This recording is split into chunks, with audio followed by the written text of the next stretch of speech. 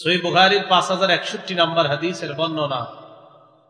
আমর ইবনে আবি সালামা রাদিয়াল্লাহু তাআলা আনহু বলেন, কুনতু ফি হিজরি রাসূলিল্লাহি সাল্লাল্লাহু আলাইহি ওয়াসাল্লাম, আমি আল্লাহ নবীর কোলে পিঠে মানুষ হইলাম।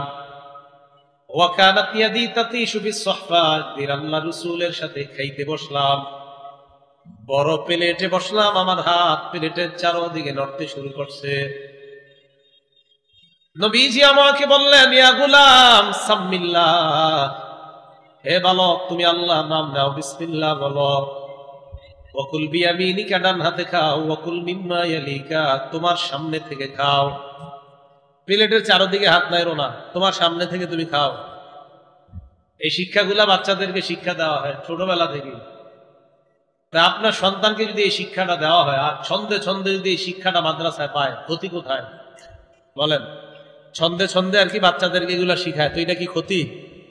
এইভাবে বসতে হয়, এইভাবে খাইতে হয়, এগুলা ছন্দে ছন্দে বাচ্চারা শিখে, এটা কি কোনো ক্ষতি আছে? ক্ষতি নাই। রাসূল আকরাম সাল্লাল্লাহু আলাইহি ওয়াসাল্লাম বিসমিল্লাহ বলে খাবার খাওয়া, তো বাচ্চারা এটা ছন্দে আকারে শিখে মক্তবের মধ্যে। এখন এই ছন্দ আকারে শিক্ষাটা এটা আপনি অন্যভাবে নিবেন না। ছন্দ আকারে শিখলে 25 বছর 50 বছর পরেও বাচ্চা ভুলে না। আমি মধ্যে লাজিম কলমি মুসাক্কাল, মধ্যে লাজিম কলমি মুখাফফাফ এগুলা পড়ছি গত 25 বছর আগে। কোন এক কারণে ইদানিং কালে আমার মাথায় এগুলা সব আসতেছে। এখন পড়ছি তো 25 বছর আগে, আর মাঝে তো কেউ স্মরণ করায় দেয়নি। ছন্দে ছন্দে শিখার কারণে কোন এক কারণে ইদানিং সব মাথায় আসতেছে। মক্তবে যা পড়ছি আমি সব আপনাদেরকে শোনাইতে পারবো। এটা কেন? এটা ছন্দে ছন্দে শিখার কারণে এগুলা বাচ্চাদের মনে থাকে। তিরমিজি শরীফের 1858 নম্বর হাদিস, মানে বাচ্চাদেরকে যে শিক্ষাটা দেওয়া হয় এটা যে হাদিসে আছে, এটা আপনাদের মাথায় ঢুকবে না। এখন হাদিস বলার পরে তখন তো বুঝবেন না এই শিক্ষা হাদিসে আছে। 1858 নম্বর হাদিসের বর্ণনা, তিরমিজি শরীফ। ক্বালা রাসূলুল্লাহ সাল্লাল্লাহু আলাইহি ওয়াসাল্লাম, ইযা আকালা আহাদুকুম তাআমা, তোমাদের কেউ যখন খাবার খায়, ফাল্যাকুল বিসমিল্লাহ, সে যেন বিসমিল্লাহ বলে খাবার খায়। কি বলে খাবার খায়? এখন বাচ্চারা পড়ে খানার শুরুতে বিসমিল্লাহ পড়া, এটা সমস্যা কি বলে? বাচ্চা যদি শুরুতে, খাবারের শুরুতে যদি কেউ বিসমিল্লাহ পড়তে ভুলে যায়, ফাল্যাকুল বিসমিল্লাহি ফি আউয়ালিহি ওয়া আখিরি, কোন বর্ণনায় আউয়ালাহু ওয়া আখিরা। খাবারের শুরুতে বিসমিল্লাহ পড়তে যদি ভুলে যায়, তাহলে যখন মনে পড়বে তখন পড়বে বিসমিল্লাহি ফি আউয়ালিহি ওয়া আখিরি, অথবা বিসমিল্লাহি আউয়ালাহু ওয়া আখিরা। এই জিনিসটা হাদিসের জিনিসটা ছন্দে ছন্দে শিখানো হয়। তো খাবারের শুরুতে বিসমিল্লাহ পড়া, বলেন এটা হাদিসে আছে কিনা? এই জিনিসটা বক্তব্যে ছন্দ আকারে শিক্ষা দেওয়া। মুসলিম শরীফের 2018 নম্বর হাদিস, এই হাদিসে আসছে দেখেন, ক্বালা রাসূলুল্লাহ সাল্লাল্লাহু আলাইহি ওয়াসাল্লাম, নবীজি বলেন, ইযা দাখালা আর-রাজুলু বাইতা, কোন ব্যক্তি যখন ঘরে প্রবেশ করে, ফাযাকারা ইসমাল্লাহ, প্রবেশ করার শুরুতে যখন বিসমিল্লাহ পাঠ করে। আজকে বাসায় ঢোকার সময় কি করবেন? তো এই পরে আর কি ছন্দে ছন্দে ঘরে ঢোকার সময় বিসমিল্লাহ, ভালো কাজে এরকম ঢোকার সময় বিসমিল্লাহ, এগুলো এইভাবে শিখায় আর কি। ফাযাকারা ইসমাল্লাহ, বিসমিল্লাহ পড়ে। বিসমিল্লাহ যখন বান্দা পড়ে ঘরে ঢোকার সময়, হিনা ইয়াদখুলু ওয়া হিনা ইয়াতামু, ঢোকার সময় আর খাবার খাওয়ার সময়। ক্বালা আশ-শায়তানু লা মাবিতা লাকুম ওয়া লা আশা হুনা, শয়তান তার চেলা চামুন্ডাদেরকে বলে, তোদের আজকে রাতে থাকার জায়গাও নাই, আজকে রাতে খাবারেরও জায়গা নাই, সব ভাগ। আপনি ঘরে ঢোকার সময় যখন বিসমিল্লাহ পড়েন, শয়তান তার চেলাদেরকে বলে আজকে এই ঘরে থাকতে পারবি না, সর।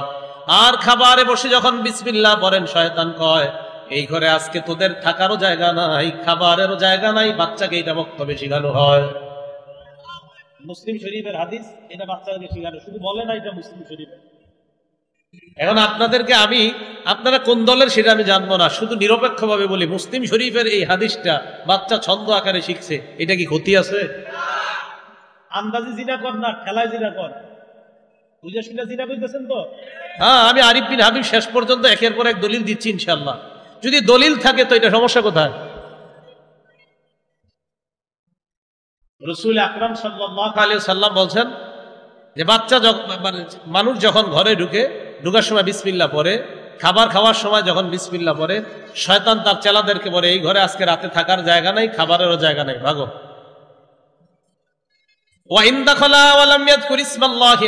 কোন মানুষ যখন ঘরে ঢুকার সময় বিসমিল্লাহ না পড়ে শয়তান তার চেলাদেরকে বলে প্রথম চান্সে আমরা সফল, আদরাকতুমুল মাবিদ, আজকে রাতে থাকার জায়গা হয়ে গেছে, চল চল সবাই চল।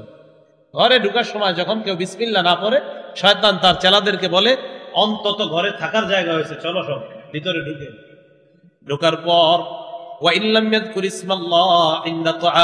খাবার খাওয়ার সময় যখন বিসমিল্লাহ না পড়ে শয়তান কয় আদরাকতুমুল মাবিত ওয়াল আশা, থাকারও জায়গা হয়ে গেছে, খাবারেরও জায়গা হয়ে গেছে।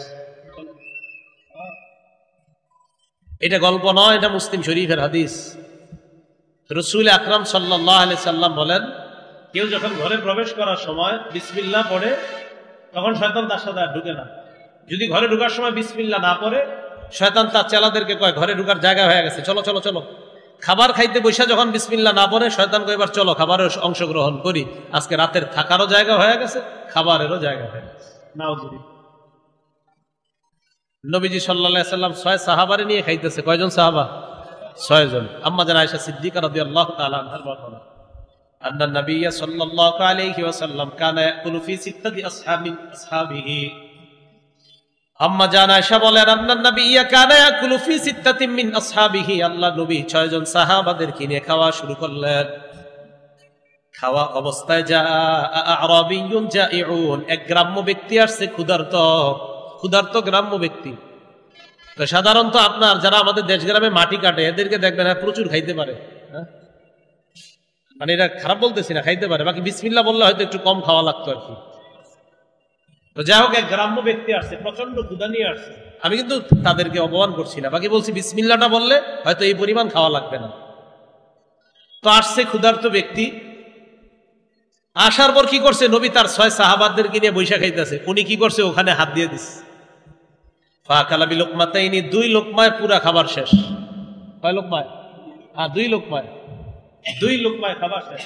এখন নবীজি কি বলে দেখেন, আহারে আমা ইন্নাহু লাউ যাকারা ইসমাল্লাহ লাকাফাকুম, এই লোকটা যদি বিসমিল্লাহ বলে খাবার খাইতো আমরা সবাই খাবার খেতে পারতাম। এই লোকটা বিসমিল্লাহ বললে এই খাবারটাই আমাদের সবার জন্য যথেষ্ট হয়ে যেত। এই লোকটা বিসমিল্লাহ বলে খাবার খাইলে সবার জন্য যথেষ্ট হয়ে যেত। এখন এই ছেলেটা বক্তব্য শিখে খাবার শুরুতে বিসমিল্লাহ পড়া, তো এটা হাদিসে আসেনি, তো এটা ছন্দ আকারে বাচ্চাটা শিখে বাসায় গিয়ে কয় তো এটা নাকি আপনার এখন খারাপ। রাসূল আকরাম সাল্লাল্লাহু আলাইহি সাল্লাম বললেন, সে বিসমিল্লাহ বললে এই খাবার সবার জন্য যথেষ্ট হয়ে যেত। আল্লাহ সবাইকে বুঝার তৌফিক দান করেন। নবীজি সাল্লাল্লাহু আলাইহি সাল্লাম খাবার যখন আমরা খাবো, খাওয়ার সময় নবীজি সাল্লাল্লাহু আলাইহি সাল্লাম বলেন যে একসাথে খাবার খাইলে এটার মধ্যে বরকত হয়, একসাথে খাবার খাইলে এটার মধ্যে বরকত হয়। এখন এই 4 জন 5 জন একসাথে খাওয়াটা, এটা অনেক জায়গায় আবার খারাপ হিসাবে দেখা হয়, এটা ঠিক না বিষয়টা। সাহাবায়ে কেরাম রাসূল আকরাম সাল্লাল্লাহু আলাইহি সাল্লামের কাছে একটা অভিযোগ করলেন। আবু দাউদ শরীফের 3764 নম্বর হাদিসের বর্ণনা, আন্না আসহাবান নবী সাল্লাল্লাহু আলাইহি ওয়াসাল্লাম ক্বালু ইয়া রাসূলুল্লাহ ইন্না নাকুলু ওয়া লা নাশবা। ইয়া রাসূলুল্লাহ, আমরা খাবার খাই কিন্তু খাবার খাওয়ার পরেও আমাদের পেট ভরে না, ঘটনা কি? খাবার খাই, খাবার খাওয়ার পরেও আমাদের পেট ভরে না। আল্লাহ নবী কয় ফালা আল্লাকুম তাফতারিকুনা, মনে হয় তোমরা আলাদা আলাদা খাবার খাও। জি হুজুর, আমরা আলাদা খাবার খাই। আল্লাহ নবী কয় ইজতামিউ আলা তুআমিকুম, একসাথে খাবার খাও, এক প্লেটের মধ্যে খাবার খাও। ওয়াজকুরু ইসমাল্লাহ, খাবারের শুরুতে বিসমিল্লাহ পড়ো, আল্লাহর নাম নাও। ইউবারাক লাকুম ফি, ওই খাবারের মধ্যে আল্লাহর পক্ষ থেকে বরকত দেওয়া হবে। পরিবারের স্বামী স্ত্রী ছেলে মেয়ে একসাথে এক প্লেটে খাবার খান, ঘর বরকতময় বানান। রাসূল আকরাম সাল্লাল্লাহু আলাইহি সাল্লাম এই বিষয়টা আমাদেরকে বলে দিলেন যে খাবার খাওয়ার সময় খাবারের মধ্যে বরকত কিভাবে হবে। রাসূল সাল্লাল্লাহু আলাইহি সাল্লাম বললেন যে এইভাবে খাবার খাইলে খাবারের মধ্যে বরকত হবে। তো আমরাও এইভাবে খাবার খাওয়ার চেষ্টা করব, আল্লাহ তৌফিক দান করেন।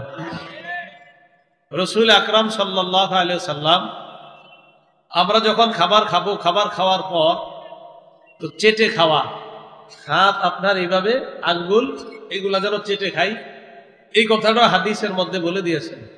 ক্বালা রাসূলুল্লাহ সাল্লাল্লাহু আলাইহি ওয়াসাল্লাম, আল্লাহ নবী বলেন, ইদা আকালা আহাদুকুম, তোমাদের কেউ যখন খাবার খায়, তোমাদের কেউ যখন খাবার খায়, খাবার খাওয়ার পর ফালা ইয়ামসাহ ইয়াদাহু, তার হাতটা যেন না মুছে, হাত্তা ইয়ালআকাহা, ওই হাতের আঙ্গুলগুলা চেটে খাওয়ার আগ পর্যন্ত, আও ইউলইকাহা, অথবা অন্যদেরকে দিয়ে আঙ্গুল চাটাবে।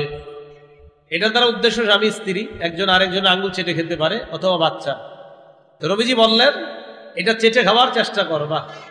এটা হাদিসের মধ্যে আসছে, মুসলিম শরীফের হাদিসের মধ্যে আসছে, তোমাদের কেউ যখন খাবার খাবা, ফালা ইয়ামসাহ ইয়াদাহু বিল মিনদিল, সে যেন খাবারটা তয়লা দ্বারা না মুছে, বর্তমান জামানার গামছা, হাত্তা ইয়ালআকা আসাবিআহু, আঙ্গুল চেটে না খাওয়ার আগে সে যেন তার হাতটা না মুছে। ফাইন্নাহু লা ইয়াদরি ফি আইয়ি তাআমিহি আল বারাকা, কারণ তার জানা নাই কোন খাবারের মধ্যে বরকত। মনে রাখবেন, কোন খাবারের মধ্যে বরকত এটা আমাদের জানা নাই। তাই রাসূল আকরাম সাল্লাল্লাহু আলাইহি সাল্লাম বললেন খাবার যেন চেটে এটা খায়, কারণ আমাদের জানা নাই কোন খাবারের বরকত। নাসাই শরীফের হাদিসের মধ্যে আসছে, রাসূল আকরাম সাল্লাল্লাহু আলাইহি ওয়াসাল্লাম বলেন যে খাবারের শেষের অংশ যেই খাবারগুলা, নবীজি সাল্লাল্লাহু আলাইহি ওয়াসাল্লাম বলেন এই ফি আখিরিত তাআমি আল বারাকা, খাবারের শেষের দিকের খাবারের মধ্যে বরকত থাকে। এখন এই জিনিসগুলা ছেলেদেরকে খাবারের আদবের মধ্যে শিক্ষা দেওয়া হয়। তা আপনাদের কাছে আমি জানতে চাই, এই শিক্ষাটা কি হাদিসে আছে? তাহলে এই শিক্ষা নিয়ে কোনো ব্যঙ্গ করা যাবে না, কোনো অবস্থাতে এই শিক্ষা নিয়ে ব্যঙ্গ করা যাবে না। মুসলিম শরীফের 2033 নম্বর হাদিস, এই হাদিসের মধ্যে আসছে রাসূল আকরাম সাল্লাল্লাহু আলাইহি সাল্লাম বলেন, কি বলে দেখেন, ইন্না শাইতানা ইয়াহদুরু আহদাকুম ইনদা কুল্লি শাইইন ফি শা'নিহি, শয়তান তোমাদের প্রত্যেকটা কর্মে প্রত্যেকটা কাজে উপস্থিত হয়ে যায়, হাত্তা ইয়াহদুরাহু ইনদা তাআম, এমনকি খাবারের সময় শয়তান উপস্থিত হয়ে যায়। খাবারের সময় উপস্থিত যখন শয়তান হয়, তখন তোমরা মাথায় রাখবা শয়তান তোমার আশেপাশে আছে। এবার আল্লাহ নবী বলেন, ফাইদা সাকাতাত মিন আহাদিকুমুল লুকমা, তোমাদের কারো যখন খাবারের লোকমা খাবার থেকে পড়ে যায়, প্লেট থেকে পড়ে যায়, ফাল ইউমিত মা কানা বিহা মিন আযা, ওই খাবারের ভাতটা তুলবেন, তোলার পর দেখবেন এটার মধ্যে কোনো ময়লা লেগে আছে কিনা, ময়লাটা পরিষ্কার করবেন। সুম্মা লিয়াকুলহা, এরপর ওই খাবারটা খাইবেন। নবী বলেন, ওয়ালা ইয়াদাহা লিশ-শায়তান, এই খাবার শয়তানের জন্য রেখে দিবা না। তাহলে কি বোঝা যায়, খাবারের যে লোকমা পড়ে যায়, এই লোকমাটা এটা যদি আপনি না খান, এটা শয়তান খেয়ে ফেলে, এই খাবার শয়তানের জন্য রাখা হয়ে যায়। তো এইগুলা খাবারের আদবের মধ্যে বাচ্চাদেরকে শিক্ষা দেওয়া হয়। ক্বালা রাসূলুল্লাহ সাল্লাল্লাহু আলাইহি ওয়াসাল্লাম, আল্লাহ নবী বলেন, ইদা আকালা আহাদুকুম, তোমাদের কেউ যখন খাবার খায়, ফালইয়াকুল বিয়ামিনিহি, ডান হাতে যেন খাবার খায়, ওয়া ইদা শারিবা ফালইয়াশরাব বিয়ামিনিহি, আর যখন কোনো ব্যক্তি পানি পান করে সে যেন ডান হাতে পানি পান করে। নবীজি বলেন, ফাইন্নাশ শায়তানা ইয়াকুলু বিশিমালিহি ওয়া ইয়াশরাবু বিশিমালিহি, শয়তান বাম হাতে খাবার খায়, বাম হাতে পানি পান করে। শয়তান বাম হাতে খাবার খায়, বাম হাতে পানি পান করে। এই বিষয়গুলা বাচ্চাদেরকে মাদ্রাসায়ও শিক্ষা দেওয়া হয়। এরপরে আর কি শিক্ষা দেওয়া হয়? বাচ্চাদেরকে শিক্ষা দেওয়া হয়, বলো আলিফ, তো বাচ্চারা ছন্দে ছন্দে বলে আলিফ, বলো বা, বাচ্চারা ছন্দে ছন্দে বলে বা। তো বাচ্চাদেরকে শিক্ষা দেওয়া হয়, বলো কফ, তো বাচ্চা কয় কফ। এখন কথা হলো এইভাবে পড়লে আর পড়াইলে কি লাভ আছে কিনা? অবশ্যই লাভ আছে। তিরমিজি শরীফের 2909 নম্বর হাদিসের বর্ণনা, ক্বালা রাসূলুল্লাহ সাল্লাল্লাহু আলাইহি ওয়াসাল্লাম, আল্লাহ নবী বলেন, খায়রুকুম মান তাআল্লামাল কুরআনা ওয়া আল্লামা, তোমাদের মধ্যে সর্বোত্তম ওই ব্যক্তি যে কোরআন শিখে অন্যকে শিখায়। এখন আপনারা বলবেন কফ কি কোরআন নাকি? তো কফ কইরা এ কফ বা এটা কি ওই আপনাদের আদর্শ লিপি পড়া, কোরআনের পড়া? আর এটা ভালো করে পড়েন না দিকে তো পড়া সহি শুদ্ধ না। হ্যাঁ, বাপ তো খুব মারান, পড়াতে আলহামদুলিল্লাহ সূরা পড়তে বললেই তো দেখি আপনার, তো আপনি বলেন যে একটু প্রস্রাব করে আসি, এমনি তো ভাবের শেষ থাকে না। খুব বলেন এটা জানেন সেটা জানেন, খুব তো আপনারা অনেকে বিভিন্ন শ্রেণীতে বইরা বলেন এই জানেন সেই জানেন। আলহামদুলিল্লাহ সূরা পড়তে বললে এরপরে খোঁজেন যে টয়লেটের দরজা খোলা আছে কেন? বাচ্চাকে এইভাবে না শিখালে তো কিভাবে শিখাবে? হ্যাঁ, কার্টুন শিখাবে, ওইটা ঠিক আছে না? রাসূল আকরাম সাল্লাল্লাহু আলাইহি সাল্লাম বললেন, তোমাদের মধ্যে সর্বোত্তম এই ব্যক্তি যে কোরআন শিখে অন্যকে শিখায়। এখন আপনি বলেন আলিফ, বলেন তো আলিফ লাম মিম, 30টা সওয়াব হয়ে গেছে। কটা সওয়াব হয়েছে? 2910 নম্বর হাদিস তিরমিজি শরীফের। ক্বালা রাসূলুল্লাহ সাল্লাল্লাহু আলাইহি ওয়াসাল্লাম, আল্লাহ নবী বলেন, মান ক্বারা হারফাম মিন কিতাবিল্লাহ, আল্লাহর কোরআনের একটা অক্ষর যদি কেউ পড়ে, জোরে বলেন কয়টা?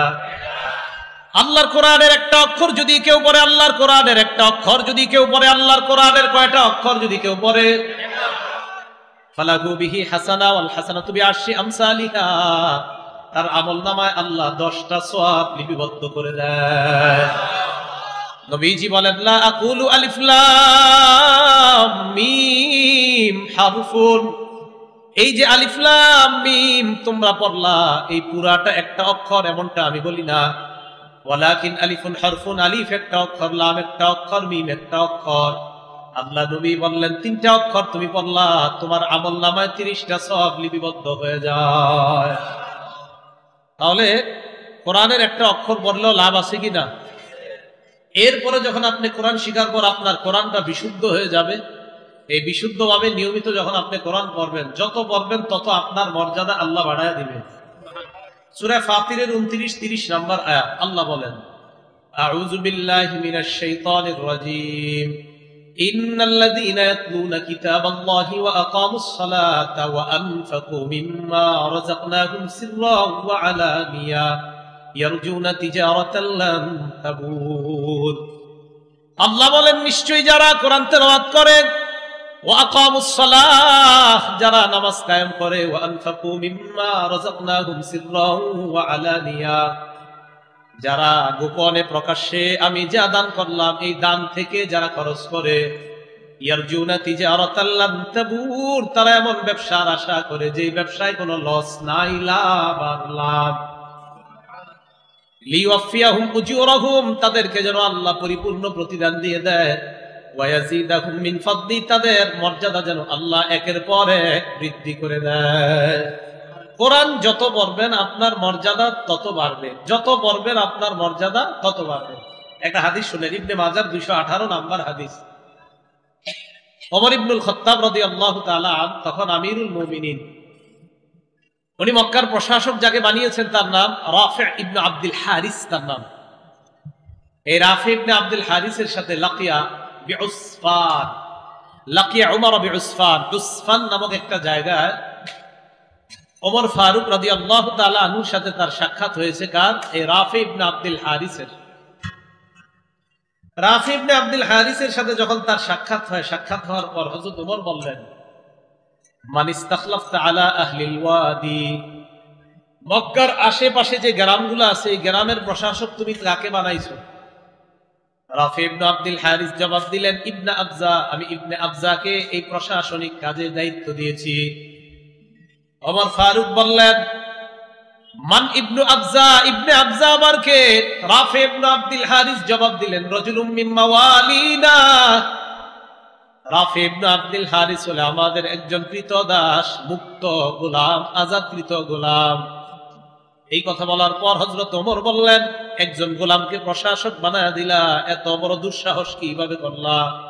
একটা গোলামকে প্রশাসক বানায় দিছো? রাফি ইবনে আব্দুল হারিস জবাব দেয়, আমিরুল মুমিনিন, তার মাঝে এমন 3টা গুণ আছে যে 3 গুণের কারণে আমি তাকে মক্কার আশেপাশের এলাকার প্রশাসক বানাইলাম। 1 নাম্বার, ইন্নাহু লাকারিউন লিকিতাবিল্লাহ, এই ব্যক্তি আল্লাহর কোরআনের অভিজ্ঞ, ওয়া আলিমুন বিল ফারাইজ, ফরজ সম্পর্কে অভিজ্ঞ, ওয়া কাযিন, এই লোকটা বিচার ব্যবস্থা খুব ভালো করতে পারে। এই 3 গুণের কারণে আমি তাকে মক্কার আশেপাশের এলাকার গভর্নর বানায়া দিলাম।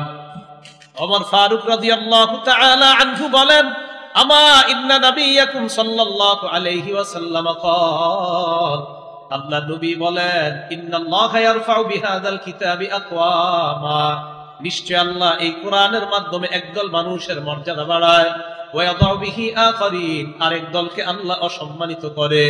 কোরআনের কারণে একদল মানুষের মর্যাদা আল্লাহ বাড়ায় দেয়, রাসূল আকরাম সাল্লাল্লাহু আলাইহি সাল্লামের হাদিস স্মরণ করে হযরত ওমর ফারুক বললেন, আজকে এই লোকটা কোরআনের অভিজ্ঞ হওয়ার কারণে আল্লাহ পাক রব্বুল আলামিন একটা গোলাম হওয়ার পরেও তাকে এলাকার প্রশাসনিক কাজের মতো এত গুরুত্বপূর্ণ দায়িত্ব আল্লাহ তাকে দিয়েছেন। তাহলে কোরআনের কারণে মানুষের মর্যাদা বাড়ে না কমে? বাড়ে। রাসূল আকরাম সাল্লাল্লাহু আলাইহি সাল্লাম সহিহ বুখারীর একটা হাদিস, হাদিস নাম্বার 5427 নম্বর হাদিস। এই হাদিসের মধ্যে আসছে ক্বালা রাসূলুল্লাহ সাল্লাল্লাহু আলাইহি ওয়াসাল্লাম, আল্লাহ নবী বলেন, মাসালুল মুমিনিল্লাযী ইয়াকরাউল কুরআন মাসালুল উতরুজ্জা, যে ঈমানদার কোরআন তেলাওয়াত করে তার দৃষ্টান্ত হলো স্বাদওয়ালা গ্রানওয়ালা ফলের মতো। স্বাদওয়ালা আর গ্রানযুক্ত ফলের মতো যে ঈমানদার কোরআন তেলাওয়াত করে। এখন দেখেন, যেই ঈমানদার কোরআন তেলাওয়াত করে তার দৃষ্টান্ত স্বাদওয়ালা এবং ঈমানওয়ালা উতরুজ্জা ফলের মতো। উতরুজ্জা ফল কাকে বলে? এটা দেখতে অনেকটা মালটার মতো, তবে মালটা না, কালারটা হলুদ। এটা আরবে পাওয়া যায়। এটার গ্রান বড় চমৎকার, স্বাদও চমৎকার। রাসূল আকরাম সাল্লাল্লাহু আলাইহি সাল্লাম বলেন, যেই ঈমানদার কোরআন তেলাওয়াত করে তার দৃষ্টান্ত এই স্বাদওয়ালা আর গ্রানওয়ালা ঈমানদারের মতো হয়ে যায়। ওয়া মাসালুল মুমিনিল্লাযী লা ইয়াকরাউল কুরআন, যে ঈমানদার কোরআন পড়ে না, কামাসালিত তামর, তার দৃষ্টান্ত হলো খেজুরের মতো। যে ঈমানদার কোরআন পড়ে না তার দৃষ্টান্ত কার মতো? খেজুরের মতো। লা রিহা লাহা, তার কোনো গ্রান নাই। ওয়া তা'মুহা হুলওয়ান, খেজুরের স্বাদ আছে কিন্তু খেজুরের কোনো গ্রান নাই। যেই ঈমানদার কোরআন পড়ে না তার দৃষ্টান্ত খেজুরের মতো, খেজুরের গ্রান নাই তবে খেজুরের স্বাদ আছে। আর যেই ঈমানদার কোরআন পড়ে তার দৃষ্টান্ত উতরুজ্জা ফলের মতো, যেই ফলের গ্রানও আছে স্বাদও আছে। যেই ঈমানদার নিয়মিত কোরআন তেলাওয়াত করে তার অবস্থাটা আল্লাহর কাছে স্বাদওয়ালা আর গ্রানওয়ালা ঈমানদারের মতো হয়। এজন্য প্রতিদিন ঘরে কোরআন তেলাওয়াত করেন। যদি কোরআন ডেইলি করতে পারেন, আপনার ঘরে আল্লাহ পাক রব্বুল আলামিন ভরপুর রহমত নাযিল করবেন। সূরা ইউনূসের 57 নম্বর আয়াতে আল্লাহ বলেন, ইয়া আইয়ুহান নাস ক্বাদ জাআতকুম মাউইযাতুম মির রাব্বিকুম, হে মানুষ তোমাদের কাছে এসেছে ওয়াজ। তোমাদের কাছে এসেছে ওয়াজ। ওয়াজ মানে এই পুরা কোরআনটাই একটা ওয়াজ। তোমাদের কাছে এসেছে ওয়াজ। ওয়াজ মানে হলো পুরা কোরআনটাই একটা ওয়াজ। ওয়া শিফাউল লিমা ফিস সুদূর, অন্তরের যত রোগ আছে এই রোগের জন্য প্রতিষেধক হলো কোরআন। ওয়া হুদা, কোরআন হলো হেদায়েত। ওয়া রাহমাতুল লিল মুমিনিন, কোরআন গোটা জগতের ঈমানদারদের জন্য রহমত। যেই ঘরের মধ্যে কোরআন বেশি পড়া হয় ওই ঘরটাকে আল্লাহ রহমতময় ঘর বানায় দেয়। ঘরে ঘরে কোরআন তেলাওয়াত প্রচুর পরিমাণে চালু করে দেন। সকালবেলা সবাই নিয়ত করেন যে আমাদের ঘরের প্রথম কাজ হবে প্রত্যেকদিন সকালবেলা ফজরের নামাজের পর প্রথম কাজ হবে কোরআন তেলাওয়াত করা। প্রথম কাজ হবে কি করা বলেন তো? যদি পারেন রাতের বেলা তাহাজ্জুদের সময় পড়তে, তাও পড়তে পারেন। তাহাজ্জুদের সময় যদি কোরআন পড়েন একা একা, মানুষ যদি কেউ নাও শুনে, আপনার তেলাওয়াত ফেরেশতারা শুনে। দলিল মুসলিম শরীফের 796 নম্বর হাদিসের বর্ণনা। রাসূলের এক সাহাবা নাম উসাইদ ইবনে হুযাইর রাদিয়াল্লাহু তাআলা আনহু। এই উসাইদ ইবনে হুযাইর রাদিয়াল্লাহু তাআলা আনহু বলেন, আমি রাতের বেলা আমার ঘোড়ার আস্তাবলের মধ্যে কোরআন তেলাওয়াত করতেছিলাম। আমার ঘোড়ার আস্তাবল। তিনি বলেন, আমি যখন তেলাওয়াত করতেছিলাম, ইসজালাত ফারাসুহু, উনি কোরআন পড়ে ওনার ঘোড়া লাফায়। উনি কোরআন পড়ে ওনার ঘোড়া লাফায়। উনি কোরআন পড়া বন্ধ করলেন। ফাকরা ফাজালাত, উনি আবার কোরআন পড়ে, ঘোড়া আবার লাফায়। কোরআন পড়া বন্ধ, ঘোড়ার লাফ বন্ধ। সুম্মা করা সুম্মা জালাত উখরা, উনি আবার কোরআন পড়ে, আবার ঘোড়া লাফায়। ঘটনা কি? এরকম করে কেন কোরআন? তো কোরআন পড়ি ঘোড়া লাফায়, তো উনি বলে এরকম করে কেন ঘোড়াটা? উনি এক পর্যায়ে চিন্তা করলেন, আমি কোরআন পড়লে যেহেতু ঘোড়া লাফায়, খাশিতু আন তাতা ইয়াহইয়া, উনি দেখলেন ঘোড়া লাফাইতে লাফাইতে ওনার সন্তান ইয়াহইয়া ঘুমায়। ঘোড়া না জানি পদপিষ্ট করে ওনার সন্তানকে হত্যা করে ফেলে। এই কারণে উনি ওনার তেলাওয়াত থামায়া দিলেন, উনি আর পড়লেন না। ফালাম্মা গাদাউতু আলা রাসূলিল্লাহি সাল্লাল্লাহু আলাইহি ওয়াসাল্লাম, আমি সকালবেলা আল্লাহ রাসূলের কাছে গেলাম। নবীজির কাছে যাওয়ার পর আল্লাহ নবীকে বললাম, ইয়া রাসূলুল্লাহ ইয়া হাবিবাল্লাহ, বাইনামা আনাল বারিহাতা আকরাউ ফি মিরবাদি, রাতের বেলা আমি আমার ঘোড়ার আস্তাবলের মধ্যে কোরআন পড়তেছিলাম। হঠাৎ আমি দেখলাম আমার ঘোড়াটা লাফায়, আমি আবার কোরআন পড়ি, আবার আমার ঘোড়া লাফায়। নবীজি বললেন ইকরা ইবনে হুযাইর, তুমি যদি আরো পড়তা। হুজুর আরো পড়ছি, আবার ঘোরা লাফায়। আল্লাহ নবী বলেন ইকরা ইবনে হুযাইর, তুমি যদি আরো পড়তা। সাহাবা জবাব দেয় হুজুর যত পড়ি ঘোরা তত লাফায়। খশিতু আন তাতা ইয়াহইয়া, আমি চিন্তা করলাম আমার সন্তান ইয়াহিয়াকে না জানি ঘোড়া পা ফেলে হত্যা করে ফেলে, এই জন্য আমি আর তেলাওয়াত করলাম না। আল্লাহ নবী কয় তারপর কি করলা বলো? হুজুর তেলাওয়াত বন্ধ করে কুমতু ইলাইহা, আমি ঘোড়ার কাছে গেলাম। ঘোড়ার কাছে যাওয়ার পর উপরের দিকে তাকাইলাম, ফাইদা ফাওকা রাসি মিসলুজ জুল্লাহ, আমি দেখলাম আমার মাথার উপর একখণ্ড মেঘের মতো দেখা যায়। মেঘের মতো আমার মাথার উপর দেখা যায়। আচ্ছা, রাতের বেলা অন্ধকারে কি মেঘ বোঝা যায়? সবাই বলেন মেঘ বোঝা যায়। তো উনি কেমনি বুঝলেন মেঘ? মন দিয়ে শোনেন। উনি বলতেছে যে মেঘ দেখলাম, তো মেঘ এখন উনি বুঝলেন কেমনি যে মেঘ? সাহাবা উসাইদ ইবনে হুযাইর বলেন শোনো তোমরা, ওই মেঘ আমি যখন দেখলাম দুনিয়ার ঝাড় বাতি গুলা যখন আমরা দেখি, ঝাড় বাতি চিনেন তো? এই ঝাড় বাতি গুলা, ঝাড় বাতি কিন্তু হাদিসে নাই, হাদিসে ঝাড় বাতি নাই। এই ঝাড় বাতি শব্দটা আমার পক্ষ থেকে বললাম আমরা বুঝার জন্য। উনি বলেন ফিহা আমসালুস সুরুজ, ওই মেঘের মধ্যে দেখলাম অসংখ্য অগণিত বাতি দেখা যায়। এটা হাদিসে আছে। ঝাড় বাতি শব্দটা হাদিসে নাই, কিন্তু অসংখ্য অগণিত বাতি দেখা যায়, এটা হাদিসে আছে। তারপর কি দেখলাম? হুজুর আমি দেখলাম আরজাতিল জাউই, এই বাতিগুলা মেঘখণ্ডটা আকাশের মধ্যে চলে যায়, আরজাতিল জাউই শূন্যে চলে যায়। হাত্তা মা আরাহা, আর আমি দেখতে পাই না। আল্লাহ নবী কয় তুমি যদি আরো তেলাওয়াত করতা। উসাইদ ইবনে হুযাইর কয় নবীজি খালি এইটা কয়টা, আরো তেলাওয়াত করতা, আরো করতা। এক পর্যায়ে আল্লাহ নবী বললেন উসাইদ তিলকাল মালাইকা তাসতামিউ ইলাইকা, এরা বাতি না, এরা হলো আল্লাহর ফেরেশতা, তোমার কোরআন তেলাওয়াত শুনতেছিল।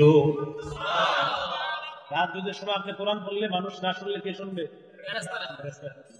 এখন বলেন 3:30টায় বাচ্চারা কোরআন তেলাওয়াত যখন করে, তখন যদি আপনারা নাও শুনেন, এলাকাবাসী চেয়ারম্যান মেম্বার সাহেব এলাকার সবাই যদি ঘুমান, কে শুনবে?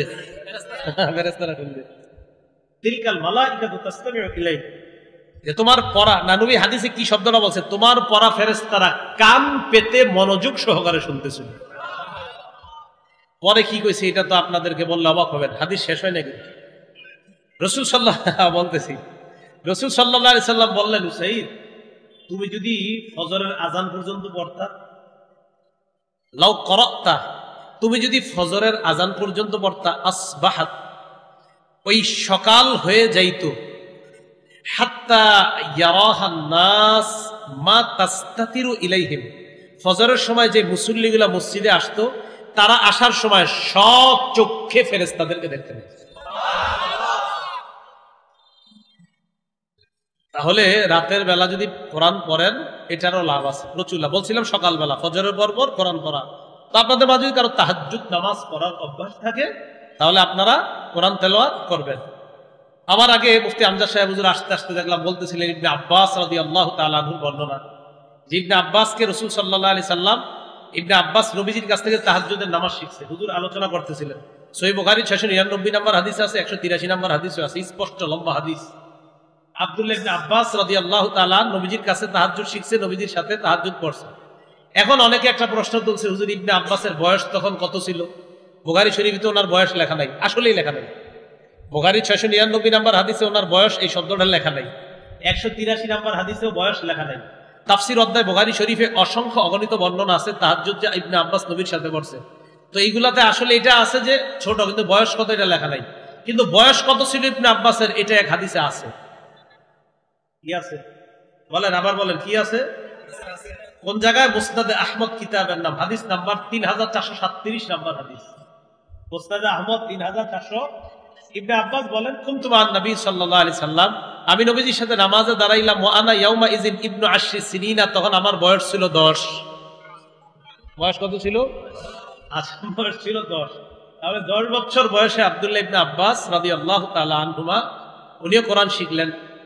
যোগ্য ব্যক্তিদের থেকে কোরআন শিখতে হবে। বলেন জোরে বলেন বাংলাটা কার থেকে?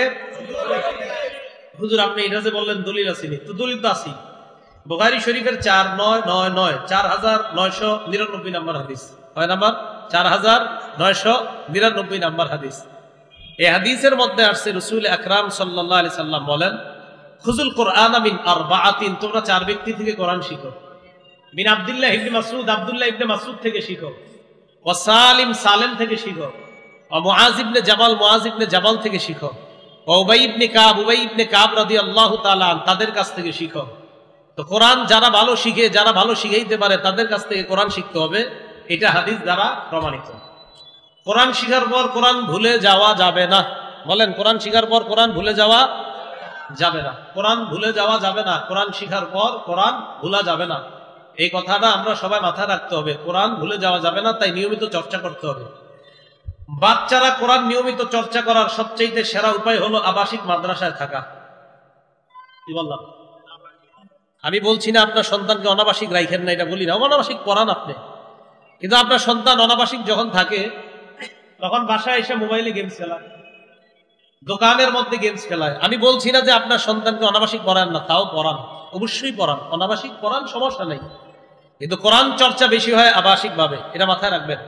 সহিহ বুখারী 5033 নম্বর হাদিসের বর্ণনা। রাসূল আকরাম সাল্লাল্লাহু আলাইহি সাল্লাম বলেন, তাআহাদুল কোরআন, তোমরা কোরআন নিয়মিত চর্চা করবা। ভালো করে মনে রাখবেন, যারা 10টা সূরা শিখেন আর বলেন হুজুর আমি 10টা সূরা শিখলাম, যদি মাঝে মাঝে 2টা সূরা ভুইলা যান, চর্চার অভাবে আল্লাহর কাছে জবাব দেওয়া লাগবে। চর্চার অভাবে যদি 2টা ভুলে যান, 10টা শিখলেন, হঠাৎ যদি বলেন আগে 10টা পারতাম এখন পারি 6টা, প্রশ্ন হবে আপনি 4টা কেন পারেন না? কয় হুজুর করি না তাই পারি না। আল্লাহর কাছে জবাব দেওয়া লাগবে চর্চার অভাবে যদি ভুলে যান। হ্যাঁ, নিয়মিত পড়তে থাকেন, যদি ভুলে যান তাও জবাব দেওয়া লাগবে না। আপনি যদি পড়ার পরে ভুলে যান, জবাব দেওয়া লাগবে না। কিন্তু যদি আপনি চর্চার অভাবে ভুলে যান, আল্লাহর কাছে জবাব দেওয়া লাগবে। আল্লাহ বলবে, কাযালিকা আতাতকা আয়াতুনা, আমার আয়াতগুলা তোমার কাছে গেছে, তোমার কাছে গিয়েছে, ফানাসিতাহা, তুমি ভুলে গেছো। ওয়া কাযালিকাল ইয়াউমা তুনসা, কিয়ামতের ময়দানে আজকে তোমাকেও ভুলে যাওয়া হবে। ভুলে গেছো, আজকে তোমাকেও ভুলে যাওয়া হবে। তাহলে চর্চার বিকল্প নাই। কেন চর্চা করতে হবে? হাফেজ সাহেবরা ভালো করে আজকে কয়জন পাগড়ি নিল? 59 জন। হাফেজ সাহেবরা ভালো করে মুখস্থ রাখতে হবে কথাটা। রাসূল আকরাম বলেন, তাআহাদুল কোরআন, নিয়মিত কোরআন চর্চা করবা। হাফেজ সাহেবরা মুখস্থ রাখবেন 5033 নাম্বার বুখারী শরীফের। ফাওয়াল্লাযী নাফসি বিয়াদিহি লাহু আশাদ্দু তাফাসসিয়াম মিনাল ইবলি ফি উকলিহা, নবীজি বলেন ওই আল্লাহর কসম যার হাতে আমার জান, কোরআন চর্চার অভাবে যদি তোমরা কোরআন চর্চা না করো, বাদনহারা ওট, ওটের গলার রশি খুলে দিলে দ্রুতগামী ওট যেমন পালায়, কোরআন তোমার থেকে এই চেয়েও আরো দ্রুত গতিতে পালায়। কোরআন চর্চার অভাব যদি কারো মধ্যে থাকে, বাদনহারা ওট যেমন দ্রুত গতিতে পালায়, যারা কোরআন চর্চা করবে না তাদের থেকে কোরআন ওই দ্রুতগামী ওটের চাইতেও আরো দ্রুত পালিয়ে যায়। এখন আমাদের হাফেজ সাহেবরা ওনারা মনে করে যে শুধু রমজানে কোরআন পড়বো, এর আগে 1 বছর আর পড়ে না। উচিত তো 7 দিনে 1 খতম কোরআন পড়া। কয় দিনে? নিয়মটা মনে রেখেন। সূরা ফাতিহা থেকে সূরা মাইদা পর্যন্ত প্রথম দিন পড়বেন, দ্বিতীয় দিন সূরা মাইদা থেকে আপনি পড়বেন হলো সূরা ইউনুস পর্যন্ত, তৃতীয় দিন পড়বেন সূরা ইউনুস থেকে সূরা বনী ইসরাইল পর্যন্ত, চতুর্থ দিন পড়বেন সূরা বনী ইসরাইল থেকে সূরা আপনার শুআরা পর্যন্ত, পঞ্চম দিন পড়বেন সূরা শুআরা থেকে সূরা ওয়াস-সাফফাত পর্যন্ত, সপ্তম দিন ওয়াস-সাফফাত থেকে সূরা নাস পর্যন্ত। এটার জন্য একটা জিনিস মনে রাখবেন, আপনাদের আগের প্রোগ্রামে আমি বলছি তাফসীরুল কোরআনের আরেকটা প্রোগ্রাম হচ্ছে কইছেন, ওখানে বলছিলাম ফামি বিশাউকিন মনে রাখবেন। বলেন ফামি বিশাউকিন, বলেন ফামি। হাফেজ সাহেবরা মনে রাখতে হবে ফামি বিশাউকিন। ফা দিয়া সূরা ফাতিহা, মিম দিয়া সূরা মাইদা। ফামি মানে প্রথম দিন সূরা ফাতিহা থেকে মিম সূরা মাইদা পর্যন্ত। ফামি, মিমের পরে ইয়া, এই মিম মানে সূরা মাইদা, ইয়া মানে সূরা ইউনুস। তাহলে ফামি, ফা সূরা ফাতিহা, মিম সূরা মাইদা, ইয়া সূরা ইউনুস, বিশাউকিন বা সূরা বনী ইসরাইল, শিন সূরা শুআরা, আর হলো আপনার ওয়া হলো সূরা ওয়াস-সাফফাত, আর সূরা ওয়াস-সাফফাত থেকে এরপর আছে কফ, সূরা কফ পর্যন্ত, সূরা কফ থেকে সূরা নাস পর্যন্ত সপ্তম দিন। তাহলে প্রথম দিন সূরা মাইদা পর্যন্ত, দ্বিতীয় দিন সূরা ইউনুস পর্যন্ত, তৃতীয় দিন সূরা বনী ইসরাইল, চতুর্থ দিন সূরা শুআরা, পঞ্চম দিন সূরা ওয়াস-সাফফাত, ষষ্ঠ দিন সূরা কফ, সপ্তম দিন সূরা নাস পর্যন্ত। এই 7 মঞ্জিলে 1 খতম কোরআন পড়া 7 দিনে। যদি 7 দিনে না পারেন 10 দিনে, 10 দিনে না পারেন 30 দিনে, 30 দিনে না পারলে অন্তত 40 দিন এক খতম কোরআন পড়া। কয় দিনে? 40 দিনে। 40 দিন রমজান পর্যন্তই কোরআন পড়ে। আর 40 দিনে যে এক খতম পড়া উচিত, এটা শুধু হাফেজ না, সবার, আপনাদের সবার। যদিও আপনারা রমজানে 10 খতম দেন, পুরা বছর এক খতমও দেন না, এটা ঠিক না। রমজান ছাড়াও প্রত্যেক দিন ঘরে ঘরে কোরআন প্রচুর পরিমাণ তেলাওয়াত করার চেষ্টা করবেন, আল্লাহ তৌফিক দান করেন। হাফেজে কোরআনকে সম্মান করা মানে আল্লাহকে সম্মান করা না, কথাটা হয় নাই। আমার সাথে বাংলাটা সবাই বলেন, বলেন হাফেজে কোরআনকে সম্মান করা, জোরে জোরে, আল্লাহকে সম্মান করা। এইবার আপনারা বলেন হাফেজে কোরআনকে সম্মান করা, আবার হাফেজে কোরআনকে সম্মান করা। দলিল আবু দাউদ শরীফ হাদিস নাম্বার 4843 নাম্বার হাদিস। এই হাদিসের মধ্যে আসছে রাসূল আকরাম সাল্লাল্লাহু আলাইহি সাল্লাম বলেন, ইন্না মিন ইজলালিল্লাহ ইকরামাজিশ শাইবাতিল মুসলিম ওয়া হামিলিল কোরআন ওয়া ইকরামাজিস সুলতানিল মুকসিতি। সাদা দাড়িওয়ালাকে সম্মান করা, মুরব্বীকে সম্মান করা, বুড়া মানুষকে সম্মান করা মানে আল্লাহকে সম্মান করা। হাফেজে কোরআনকে সম্মান করা মানে আল্লাহকে সম্মান করা। ন্যায়পরায়ণ শাসককে সম্মান করা মানে আল্লাহকে সম্মান করা। 3 জনকে সম্মান করা মানে আল্লাহকে সম্মান করা। তাহলে হাফেজে কোরআনকে সম্মান করা মানে কাকে সম্মান করা? আল্লাহ। বলেন আমার সাথে, হাফেজে কোরআন আল্লাহর পরিবারের সদস্য। বলেন, আল্লাহর বিশেষ লোক। হাফেজে কোরআন আল্লাহ, উনি প্রধানমন্ত্রীর বিশেষ লোক। হাফেজে কোরআন আল্লাহর বিশেষ লোক। হাফেজে কোরআন আল্লাহর বিশেষ লোক। বান্দা তোমরা আমার বান্দা, হাফেজে কোরআন আমার বিশেষ, আমার বিশেষ, আমার পার্সোনাল। সব বান্দারা আল্লাহর বান্দা, হাফেজে কোরআন আল্লাহর পার্সোনাল বান্দা। আপনি বললে হবে না, তো দলিল দেন। ইদানিং দলিল খালি দিবেন, তাহলে হবে। আবার এখন দলিল দেন। ইবনে বাজার 215 নাম্বার হাদিস। কোন কিতাব?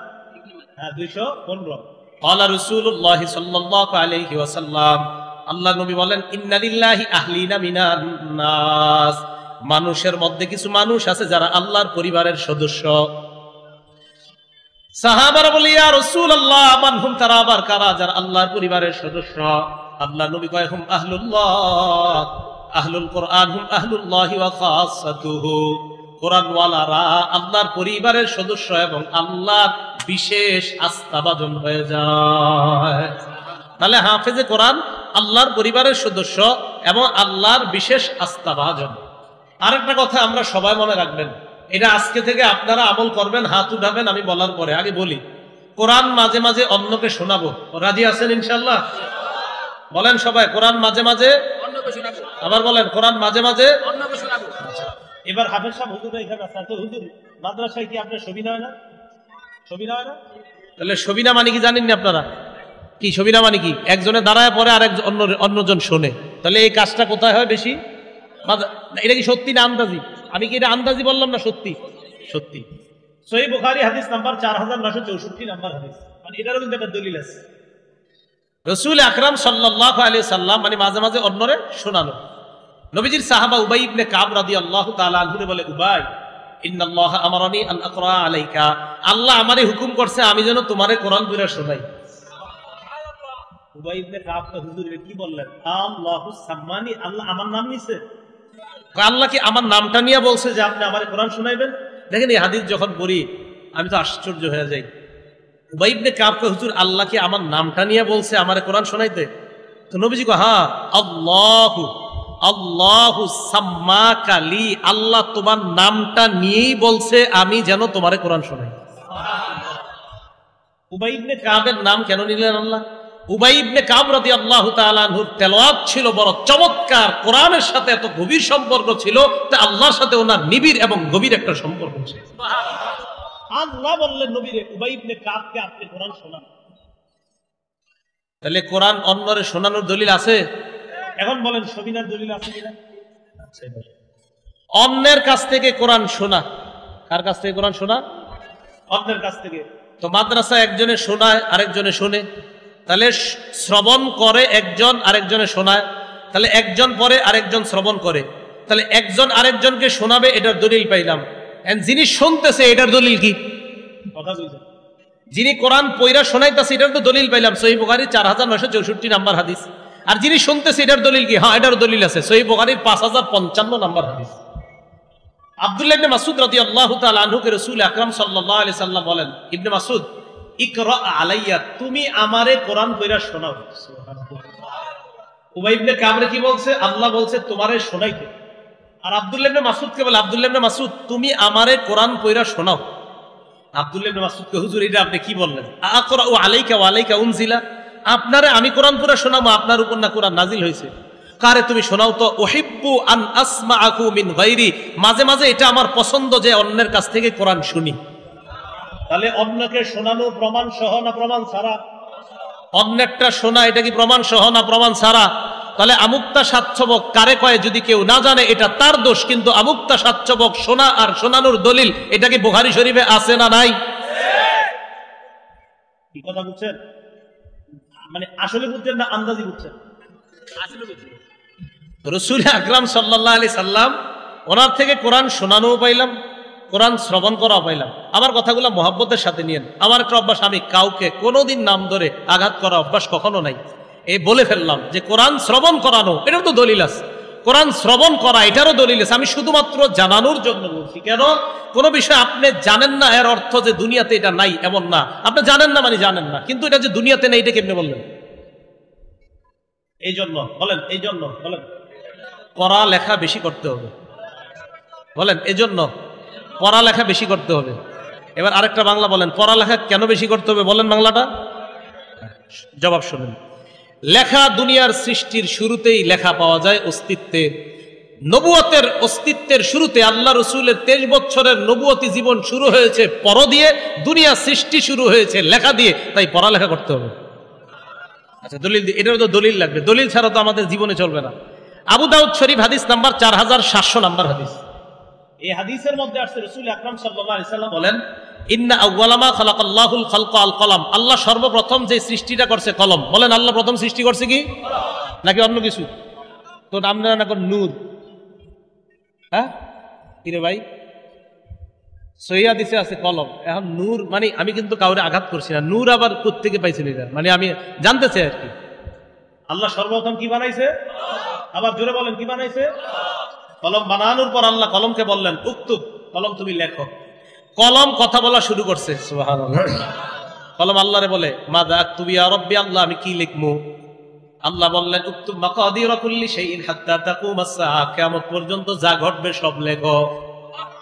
তাহলে দুনিয়ার সৃষ্টিতে লেখা পাইলাম। বলেন দুনিয়ার সৃষ্টির শুরুতে কি পাইলাম? আরো জোরে, লেখা শুরুতে কি পাইলাম?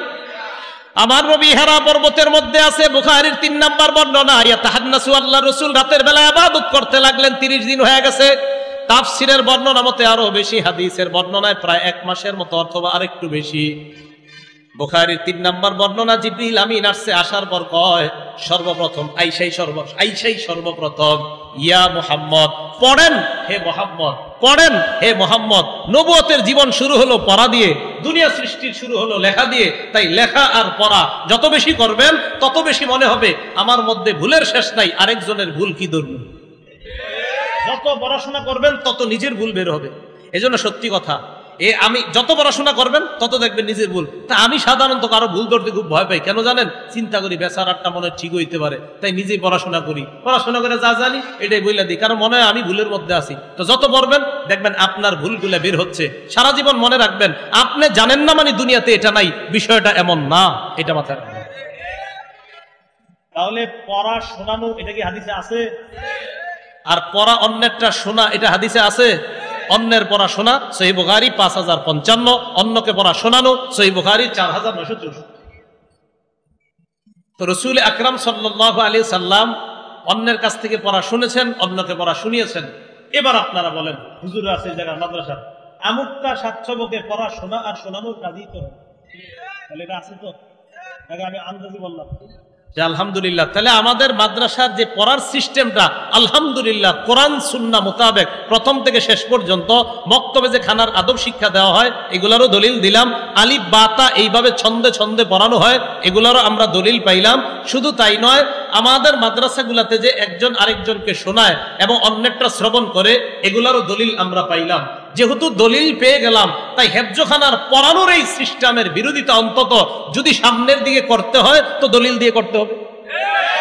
দলিল দিতে না, দলিল দিয়ে যদি আপনি দলিল দেন তো অবশ্যই এটার বিরুদ্ধে। এই পড়ানোর সিস্টেম, হ্যাঁ একটা সিস্টেম ঠিক আছে, কি মারা, বেশি অতিরিক্ত প্রহার করা ঠিক আছে, অতিরিক্ত প্রহার ঠিক না। লা তাদরিবু ইমা আল্লাহ, আল্লাহ বান্দাদেরকে মারতে রাসূল নিষেধ করছে সাল্লাল্লাহু আলাইহি ওয়াসাল্লাম, এটা নিষেধ করছে। যদিও এখন আপনার হুজুর যদি বাড়ি দেয় একটা, এটা আপনার বাসায় গিয়ে হয়ে যায় 10টা। তো এটা আমি বলছি না, এই বিষয়ে আলোচনা করবো না। যদি কোনো জায়গায় অতিরিক্ত প্রহার করা হয় সেটার বিরুদ্ধে আপনি বলবেন কোনো সমস্যা নেই, অতিরিক্ত প্রহার এটা অবশ্যই ঠিক না। এটা আপনি বলেন দুনিয়ার একটা প্রতিষ্ঠান দেখান যেখানে ভুল নাই। আপনি দুনিয়ার যত প্রতিষ্ঠান বলবেন সেটা যে পুরাটা আপনার মন মতো হবে বিষয়টা কিন্তু এমন না। প্রতিষ্ঠান হবে, ওই প্রতিষ্ঠানের মধ্যে কোনো একটা সমস্যা হতে পারে, এই হতে পারে, সেই হতে পারে। তো যাই বলেন, হ্যাঁ প্রহারের যে বিষয়টা, প্রহার অতিরিক্ত প্রহার করা এটা তো আসলেই ঠিক না, এটা কোরআন সুন্নাহ বহির্ভূত। অতিরিক্ত প্রহার হাদিসেও নিষেধ আসছে, এটা ঠিক আছে। তাহলে অন্য যে অংশটুকা যে অন্তত পড়ানো, এই কফ বলা, বা বলা, আলিফ বলা, পড়াশোনা, পড়াশোনানো, এটা কি হাদিস সুন্নাহ মোতাবেক না এর বাহিরে? আল্লাহ আমাদেরকে বুঝার তৌফিক দান করেন। এটা হাসির হাদিস মনে পড়ছে, শোনাবনি? সহিহ বুখারী হাদিস নাম্বার 5030। সহিহ বুখারী হাদিস নাম্বার, মানে হাসি মানে আবার উল্টা পাল্টা কিছু করে হাসামো বিষয়টা এমন না, এটা একটা হাদিস। কারণ উল্টা পাল্টা কিছু বইলা হাসানো হারাম। বলেন উল্টা পাল্টা মিথ্যা বলে হাসানো কি? মিথ্যা কথা বইলা হাসানো কি? তো এটা দলিল আগে দেন। মিথ্যা বইলা যে কাউরে হাসাইলে এটা হারাম, এটা দলিল আগে দেন। পরে বুখারীর 5030 নাম্বার হাদিস আনি। তিরমিজি শরীফের যেহেতু এটা এসে পড়ে, তিরমিজি শরীফের 2315, 2315 নাম্বার হাদিস। এই হাদিসে আসছে রাসূল আকরাম সাল্লাল্লাহু আলাইহি সাল্লাম বলেন, ওয়াইলুন লিল্লাযী ইউহাদ্দিসু বিল হাদিস লিইউদহিকা বিহিল কওম ফায়াকযিবু। ওই ব্যক্তি ধ্বংস যে ব্যক্তি মানুষকে মিথ্যা কথা বলে হাসানোর জন্য। ওয়াইলুল্লাহ, ওয়াইলুল্লাহ, সে ধ্বংস, সে ধ্বংস। গত সপ্তাহে এক জায়গায় আমি বয়ান করছি, তো বয়ানে বসার আগে একজন আমাদের মাদ্রাসারই একজন আলোচনা করতেছে। তো করতে করতে কয়, যদি মাদ্রাসায় না পড়েন তাহলে আপনারা সাধারণ মানুষরা এই জবাব দিতে পারবেন না যে গোসলের ফরজ কয়টা। তখন আপনারা গোসলের ফরজ জিজ্ঞেস করলে আসলটা না বইলে এটা বলবেন যে গোসলের ফরজ 3টা, সাবান, গামছা, লুঙ্গি। দেখেন এটা একটা ফালতু কথা, যে ভাই এই কথাটা মাইকে বলছে, এটা কোনো মানুষ কয় না। এটা মাদ্রাসায় যারা না পড়ে তারাও কোনোদিন এই কথা কয় না যে গোসলের ফরজ 3টা, তোয়াল্লা, গামছা, সাবান। আমি বিশ্বাস করি স্কুল কলেজ ভার্সিটির কেউ এই কথা বলে নেই। এটা বানানো কথা, এটা অনর্থক ফালতু কথা। এটা কে বলছে?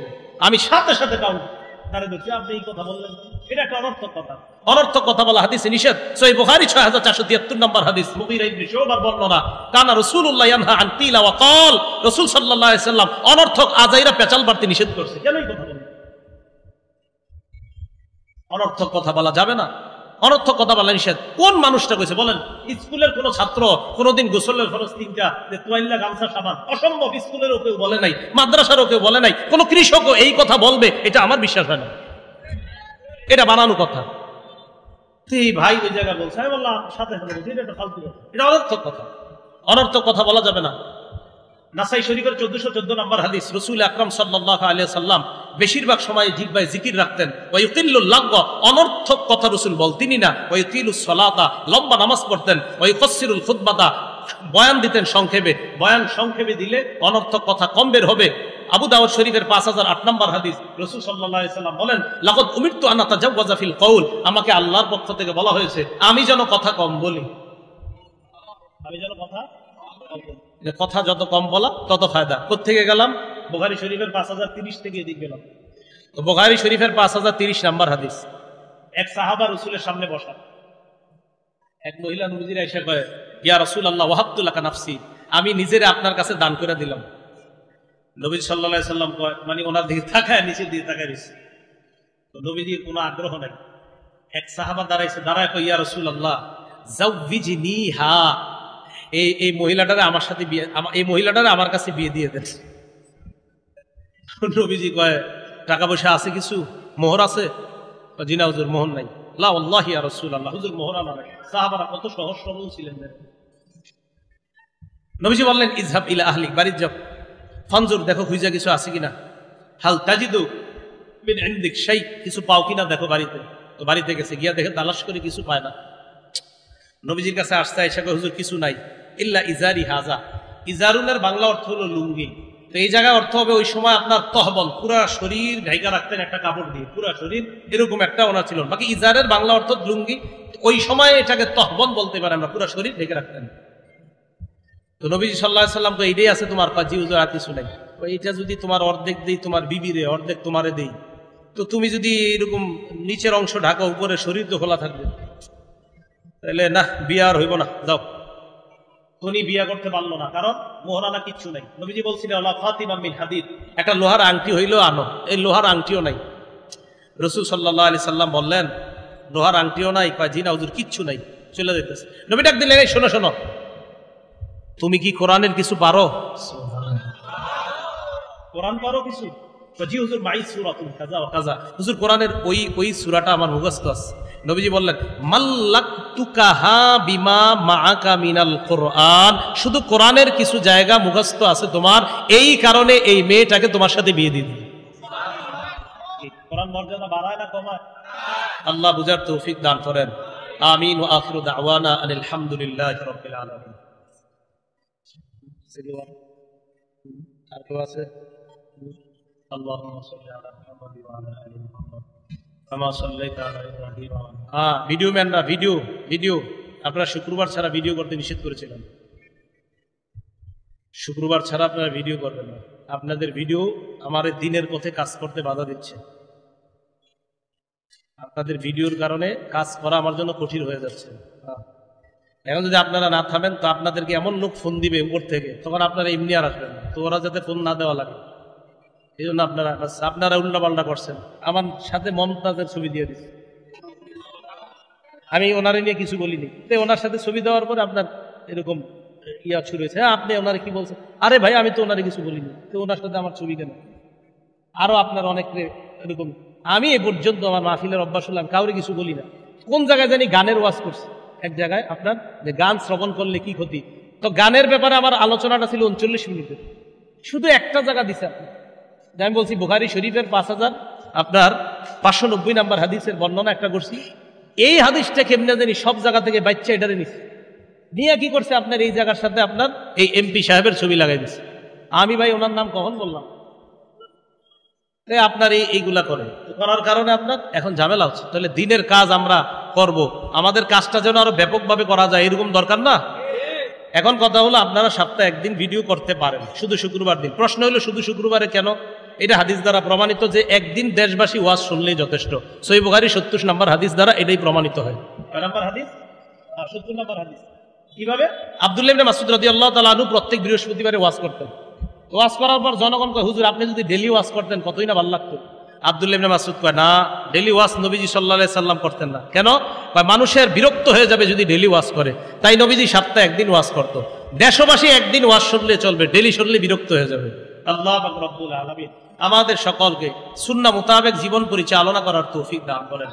আমিন ওয়া আখিরু দাওয়ানা আনিল হামদুলিল্লাহি রাব্বিল আলামিন। আল্লাহুম্মা সাল্লি আলা মুহাম্মাদ ওয়া আলা আলি মুহাম্মাদ। আল্লাহুম্মা সাল্লি আলা মুহাম্মাদ ওয়া আলা আলি মুহাম্মাদ। اللهم بارك على محمد وعلى آل محمد كما باركت على إبراهيم وعلى آل إبراهيم إنك حميد مجيد. الحمد لله رب العالمين والعاقبة للمتقين والصلاة والسلام على سيد الأنبياء والمرسلين وعلى آله وأصحابه أجمعين. ربنا ظلمنا أنفسنا وإن لم تغفر لنا وترحمنا لنكونن من الخاسرين. رب ارحمهما كما ربياني صغيرا رب ارحمهما كما ربياني صغيرا. মাবুদ মেহেরবান মাওলা, জীবনের সমস্ত গুনাহ খাতাগুলো মাফ করে দেন আল্লাহ, জিন্দেগীর সব গুনাহ খাতাগুলো মাফ করেন আল্লাহ। আমরা মুসলমানদেরকে ভাই ভাই হয়ে থাকার তৌফিক দান করেন আল্লাহ। আমাদের সকলকে মিলে মিশে মহব্বতের সাথে চলার তৌফিক দান করেন আল্লাহ। এই এলাকার সব মুসলমান ভাই ভাই হয়ে যেন থাকতে পারি তৌফিক দান করেন আল্লাহ। সবাইকে ভাই ভাই হয়ে থাকার তৌফিক দান করেন আল্লাহ। আমাদের দোয়া আপনি কবুল করে নেন আল্লাহ। তারতিলুল কোরআন এই মাদ্রাসাকে আপনি কবুল করেন আল্লাহ। তারতিলুল কোরআনের প্রত্যেকটা ছাত্রকে ধীরস্থিরতার সাথে পড়নেওয়ালা এমন হাফিজে কোরআন বানায়া দেন আল্লাহ। আজকে যারা পাগড়ি নিয়েছে বাবুদ, কিয়ামতের ময়দানে সবার মাথায় আপনি সম্মানের মুকুট পরায়া দিয়েন আল্লাহ। তাদের মা বাবাদেরকে আপনি সম্মানের পোশাক পরায়া দিয়েন আল্লাহ। আমাদের দোয়া আপনি কবুল করেন আল্লাহ, আমাদের দোয়া আপনি কবুল করেন। আজকে যে কথাগুলো বলছি আল্লাহ মুহাব্বতের সাথে গ্রহণ করার তৌফিক দান করেন আল্লাহ মোহাব্বতের সাথে কথাগুলো গ্রহণ করার তৌফিক দান করেন। আল্লাহ আমাদের দোয়া আপনি কবুল করেন। আল্লাহ খানা খাওয়ার সময়, ঘরে ঢোকার সময়, ঘর থেকে বের হওয়ার সময় তথা আমাদের 24টা ঘন্টা আপনার হাবিবের সুন্নাহ মোতাবেক কাটানোর তৌফিক দান করেন। আল্লাহ আমাদের দোয়া আপনি কবুল করেন। আল্লাহুম্মা সাল্লি ওয়া সাল্লিম ওয়া বারিক আলা মুহাম্মদ। সুবহান রাব্বিকা রাব্বিল ইজ্জাতি আম্মা ইয়াসিফুন ওয়া সালামুন আলাল মুরসালিন আলহামদুলিল্লাহি রাব্বিল আলামিন। ভাই একটু যাওয়ার ব্যবস্থা করে দেন। মুসাফা প্রথমে অনেক হয়েছে, এখন না হলো।